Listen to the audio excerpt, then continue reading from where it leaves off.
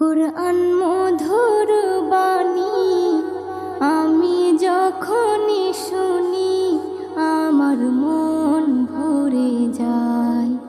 কুরআন মধুর বাণী আমি যখনই শুনি আমার মন ভরে যায়। শোনো মুমিন মুসলমান, পড়ে দেখো না কুরআন, কত শান্তি পাওয়া যায়। কুরআন